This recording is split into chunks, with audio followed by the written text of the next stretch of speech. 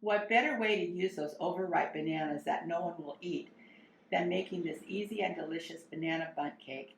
Another bundt cake in my series of cakes made without eggs, milk, or butter. This cake can be glazed to make it vegan friendly, although I'm going to finish it with the brown sugar icing, which will require butter and milk.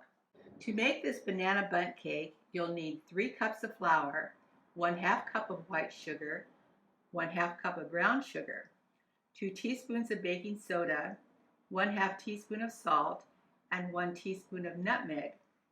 For your wet ingredients, you'll need 2 cups of mashed ripe bananas, 3/4 of a cup of vegetable oil, 2 teaspoons of vanilla, 2 tablespoons of distilled white vinegar, and 3/4 of a cup of cold water.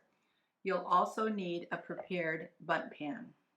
For the brown sugar icing, you'll need 1/4 of a cup of unsalted butter, 1/2 cup of brown sugar, 2 tablespoons of milk, and approximately 1 cup of powdered sugar.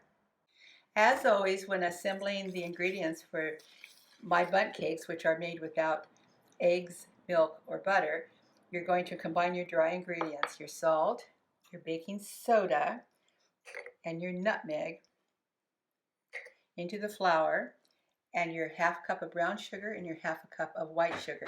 Using a whisk, just mix it all together. Once it's thoroughly combined, it'll be time to add the wet ingredients. I'm starting with our 2 cups of mashed ripe bananas, followed by 2 teaspoons of vanilla, 3/4 of a cup of vegetable oil, and 3/4 of a cup of cold water. Once I mix this thoroughly, it'll be time to add the distilled white vinegar and then immediately transfer this into our bundt pan.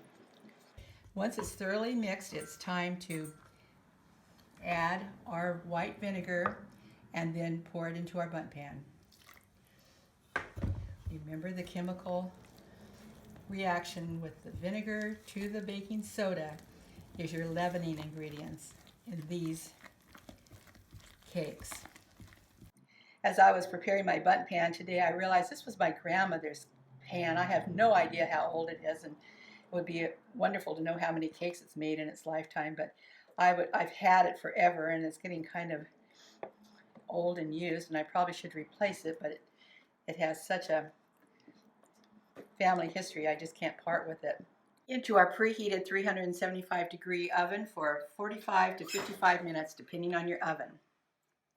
I've melted our 1/4 of a cup of butter in a flat bottom saucepan, and now I'm stirring in the 1/2 cup of brown sugar. Once I incorporate that with the butter, I'll add our 2 tablespoons of milk. And this needs to cook for 5 minutes. Once this is cooked, I'll take it off heat and beat in the powdered sugar. This will be extremely hot, so caution is advised. So off heat, you want to just start whisking your powdered sugar into the butter and brown sugar mixture until all the powdered sugar is incorporated. And then we'll put this aside, and after our cake is out of the oven and cooled, we will glaze it with this beautiful brown sugar icing. Of course, at this point, this is no longer a vegan-friendly cake because I did use butter and milk. So if you wanted to make it a vegan-friendly cake, just find some kind of a glaze that doesn't use milk or butter. Our cake is out of the oven and is cooled to room temperature, and I've reheated our brown sugar glaze, and now it's just time to add the finishing touches to this beautiful banana bundt cake. This delicious cake is always a welcome dessert, afternoon snack, or even a breakfast treat. So don't throw away those overripe bananas. They are the star in this lovely bundt cake, and it's sure to become a family favorite.